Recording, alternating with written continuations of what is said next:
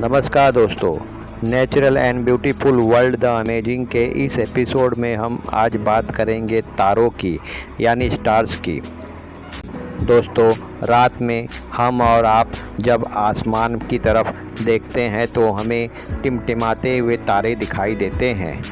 ये तारे बहुत ही छोटे दिखाई देते हैं, लेकिन वास्तव में ये बहुत ही बड़े होते हैं। ये तारे हमारी धरती से लाखों प्रकाश वर्ष दूर हैं। यही कारण है कि हमें तारे छोटे दिखाई देते हैं। आप यकीन नहीं करेंगे कि कई तारे तो हमारे सूरज से भी लाखों गुना बड़े हैं। हमारे ब्रह्मांड में असंख्य तारे हैं और यह सब प्रकाश के स्रोत हैं। जैसे हमारा सूरज प्रकाश का स्रोत है। इन तारों में हाइड्रोजन गैस है जो लगातार जल रही है। हाइड्रोजन के जलने के कारण हीलियम गैस बनती है।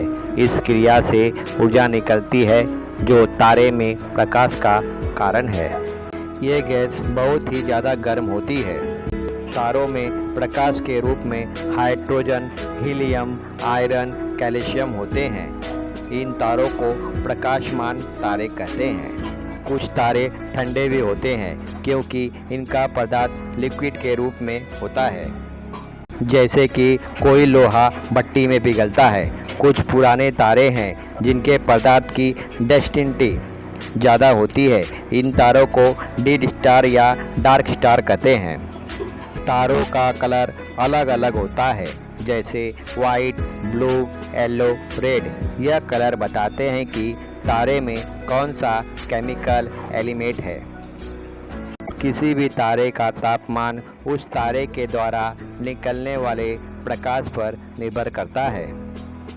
जब भी हम आसमान में तारों की तरफ देखते हैं तो हम कहते हैं कि यह असंख्य है, लेकिन इनको काउंट किया जा सकता है। जो तारे हम नंगी आँखों से बिना किसी टेलीस्कोप के देखते हैं उनकी संख्या केवल 5000 है, लेकिन इनमें से करीब 2500 स्टार्स को हम गिन ही नहीं सकते।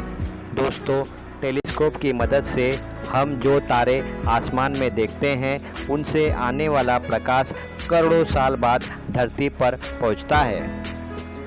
तारों का खुद का प्रकाश होता है और इस प्रकाश का कारण बहुत ज़्यादा गर्म गैसें होती हैं।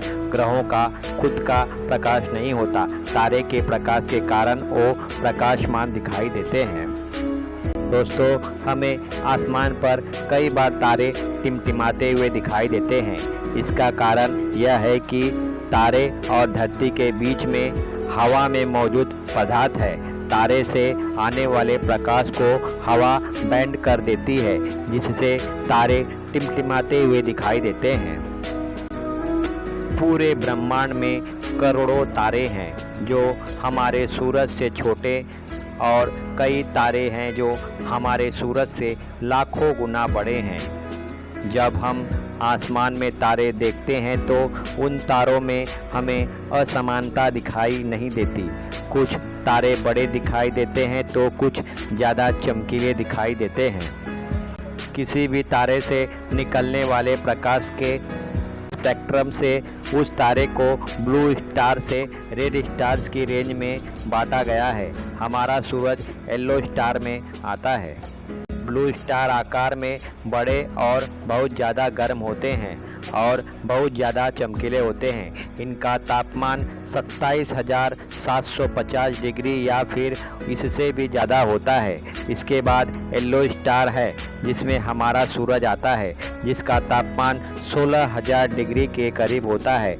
रेड स्टार थोड़े ठंडे होते हैं और इसका तापमान 1650 डिग्री के आसपास होता है। इसलिए एक तारा दूसरे तारे से ज़्यादा चमकीला दिखाई देता है।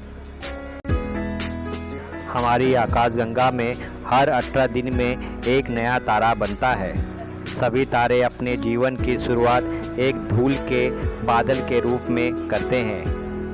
हमारी आकाशगंगा में करीब 2 से 4 अरब तारे हैं और ऐसी लगभग 1 खरब आकाशगंगाएं हैं। कुल मिलाकर ब्रह्मांड में इतने तारे हैं कि एक के पीछे 24 जीरो मतलब रेत के कणों से भी ज़्यादा।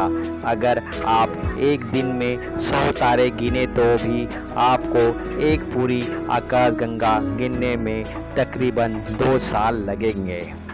हमारे सबसे नज़दीक का तारा है सूर्य, लेकिन यह भी 14.96 करोड़ किलोमीटर दूर है। सूरज के बाद जो सबसे नज़दीक का तारा है वह है प्रोक्सिमा। तारों की औसतन उम्र 1 से 10 अरब साल तक होती है। दोस्तों, अगर आपको मेरा ये वीडियो पसंद आया हो तो लाइक सब्सक्राइब करना ना भूलें। मिलते हैं किसी नए सब्जेक्ट के साथ अपने नए वीडियो में। तब तक के लिए धन्यवाद।